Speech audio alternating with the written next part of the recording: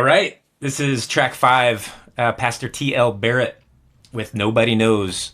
This one came from me. It's actually Pastor T.L. Barrett and the Youth for Christ Choir sings, and the full album title is Like a Ship, ... without a sail. This album came to me when it was reissued recently, but also during the pandemic, musicians would do all kinds of things online and try to like connect with their fans and say, this is what I'm doing, here's something I'm releasing. And so there was a lot of like in musicians' homes on live Instagram or whatever, promoting their new album, but also talking about what's going on. And one of my favorite ones was Buck Meek. When his album came out, he had like talked about it, but then he was like, let me show you my house. And then he's like, let me show you my records. And he's like, this is one that I'm loving right now. And he put this record on. He put on Pastor T.L. Barrett and played it and just sat there for like 2 minutes, just jamming to it. And I was like, wrote it down and I was like, me too. I want to hear this. It had this feel and it was this song, Nobody Knows. We're shifting a little bit into the gospel, funk, soul side of this. We're also expanding the songs well beyond the 3 minutes into like, this is 6.5 minutes. And that's cool to me. There's various layers of chapters within this song itself. And it also, Pastor T.L. Barrett was the south side of Chicago. Really some interesting articles about his life. They kind of say if you talk to musicians, they know him for his gospel work and his preaching and his message of opportunity to help each other through these hard times. They kind of said in the aftermath of the civil rights movement, I think there's singing a lot about that feeling and the church setting. If you ask the legal side of the house, they talk about some pyramid scheme that he was wrapped up into, trying to kind of like make money for the church that wasn't above board, wasn't legal. So there's all kind of interesting stories about who Pastor T.L. Barrett was. I liked this song too for so many reasons. It grabs you right away with like the lively church feel, the bass, the drums. It's like this full ensemble, and you've got this like teenage chorus, the Youth for Christ Choir. That really added an element. You can hear the claps, you can hear these sleigh bells, you can hear the bass. You kind of get this whole full like church like vibration kind of feeling of everybody being a part of it, and I can see how it really moves you. And that's the part of gospel that I think I never got to experience in person. This brings it to a life where you feel like you could have felt it a little bit more, even though it wasn't something that I experienced growing up. Really loved just the feel of this. The whole album is really pretty crazily like such good music. How did it not really get that much attention for a while? It was released in 1971, there's some interesting articles about it coming back to life and the reissue. Jim James talks about like, this is one of the most important albums ever, and he compares it to What's Going On, Dark Side of the Moon, and Pet Sounds. I mean, people are putting this in the category of those kind of like miraculous albums. Colin Greenwood talks about it too, that it's just euphoric, celebratory music. So, I mean, musicians that we love and like Jim James and Colin Greenwood, Buck Meek are saying, check this out. That's always going to be an intro for me to say, I like your music, and if you like this other music, I'm in. So that was my intro to it. I liked that it kind of like expanded into kind of some jammy parts of music too. Like you didn't have to compress it in 3 minutes. So let's expand it out. Let's shift a little bit. Let's let some hand claps just go.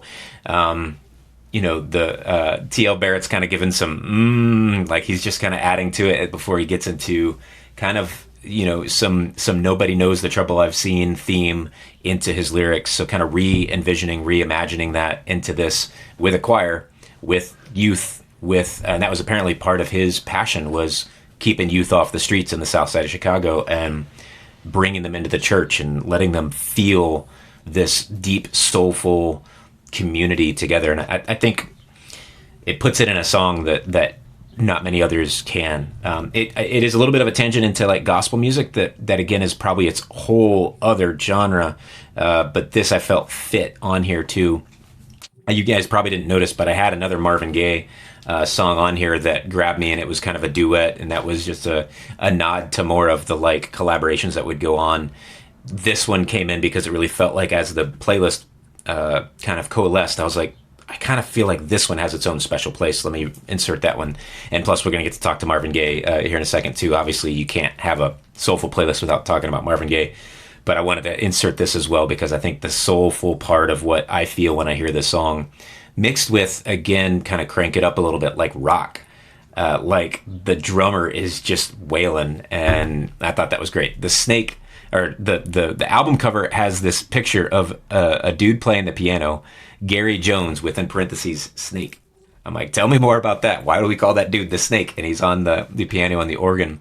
It's a very unique album cover as well, which, that's something that always gets us, but it's kind of got these nice little like frame parts of it and some pictures with the choir and Pastor Barrett with this like looking out of the side of his face, holding the Bible. I think it was some imagery that I liked put to some music that was just kind of like something I hadn't felt before. So that's the T.L. Barrett. Brett, I'm gonna let you start with this one on Nobody Knows. How it heard you, or how'd you hear it, and what it made you feel? Yeah, I love this track. I don't know where it came into my world, but it did, and when it came in like a storm.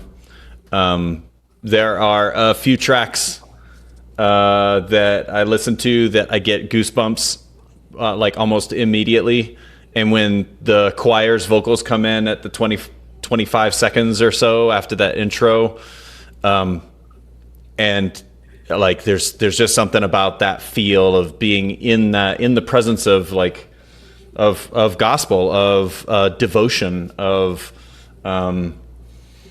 singing out loud with full life, full vigor. There's something alive that feels present in that. So learning about his history is interesting. I didn't know about the shady part of his history. The only parts I've seen have been more about the congregation. And on Wikipedia, it talks about, notable Chicago area musicians were in his congregation. So Earth, Wind and Fire, Donny Hathaway, to name a few that we've already named. So that's really cool. Just the roots of the church combined with the music and the genre of soul. I think it fits well. And yeah, I also think you're right that it does blend. It starts to blur the line between gospel and soul, but I kind of don't care. Like at this point, I don't care where the line is. If it feels like this song makes me feel, I'm happy to call it whatever it needs to be called. I really liked that he didn't highlight his own voice except for the ums until almost a full minute into the song. And then his voice becomes sort of central, but it does feel like a note to the way he puts his musicians and his youth first. And I think that's telling about his history. Again, like I don't know the real man that was behind it, but in his music, the sonic choice that he made to put them first on the recording, I think stands out to me. And I think that's really cool.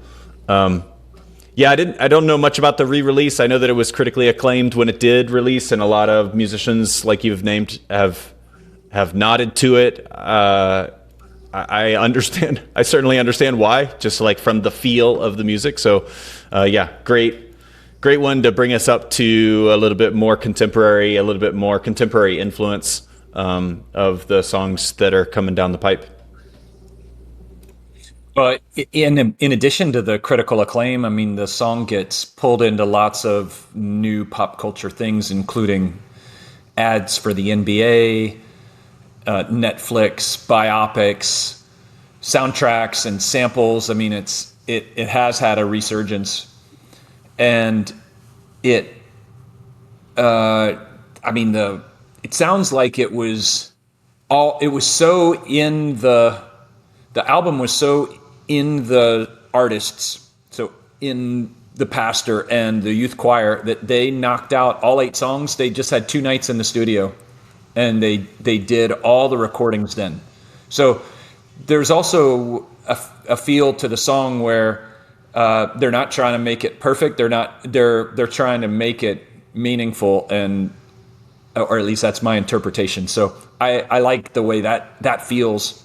I do appreciate that the pastor also plays the piano. When you think about what you're trying to achieve, And Brett, I think you were kind of calling on like the way it feels when the choir starts to sing, and that's a way, if the pastor's goal is to get people off the streets and to give them a sense of community to tap into, well, singing a song that goes well beyond 3 minutes is a good way to do it. And the more you get into that vibe, the more you probably feel the closeness to the community. And if you can play the piano and get the choir to come along with you, then you got a good start of getting the hook of having that be the primary feeling you want instead of whatever's happening on the streets. So I appreciate the sort of orchestration of all that, to sort of have a vision and then to know what tools you need to make that happen, with the piano being one of those main tools. Also, y'all talked about the choir and the hand claps. I also hear some foot stomps in there as well, and I think that is part of the raw recording that is kind of like we talked about recently, maybe 2 songs ago, that's a little uncommon for this era. And so I like that they were able to just keep it raw, just like you'd hear it, in a Sunday service or whatever. So I liked all of those parts. Interesting you talk about the album cover, Grant, because the album cover actually has the phone number of the church on it. That's right. So talk and the about address. being clear about what the album's for. The album is for the church to recruit people in, and it's kind of like, look, if you like this album, you're probably going to like this church, so why don't you come join us? So there was, I think that's probably pretty uncommon that you see a phone number on the album cover. And I like that you first heard about this during the pandemic during the pandemic time, because that ends up being fairly thematically aligned with even why this playlist came up at all. And this was off that Roberta Flack song, and it's some of the storytelling off the last podcast episode. So anyway, I liked that connectivity, and we also got a little Chicago back to back. Here we are talking about soul, and I think there's an expectation that we're talking a lot about Detroit, talking about Memphis, and then here comes Chicago coming strong with a back to back. You got to appreciate that. That's not, when I think of Chicago in this era, I'm thinking a little bit more bluesy. But this, big city, and they can deliver, and here you go. So Tyrone Davis and Pastor T.L. Barrett in a little Chicago back-to-back. So that's a good pick, and I enjoy when this song comes on, and it feels good. Yeah, it's for sure. I appreciate the nod to the geography of it, too, with the Midwest, bringing it strong throughout this playlist. Last thing I'll add is us three have gone through the Meditation for Mortals recently, and the kayaks and super yachts theme that kept coming up is something that on an NPR interview back in 2021, T.L. Barrett's talking about the song Like a Ship, and that was one of the first ones he'd written. And he quotes, "Like a ship without a sail, that's how I was. Ships carry cargo, but they don't have a sail. They don't have a means of navigation or motivation. They're just out there in the water. And that's how I was. I was like a ship without a sail, just getting pushed around by life, like we were talking about in a kayak. You're not really always in control. You don't always feel safe. You feel very overwhelmed, that close to the vulnerability of being right next to the waves and being pushed by everything, especially if you don't have a paddle or a sail like he's talking about. I think people can resonate with that and talk about, I feel the same way. And that's something he brought. So cool to get a little gospel, funk, soul in here too. A little bit more Chicago. And with that, let's play the tune. This is Nobody Knows from Pastor T.L. Barrett and the Youth for Christ Choir sings. This is off the 1971 album Like a Ship Without a Sail.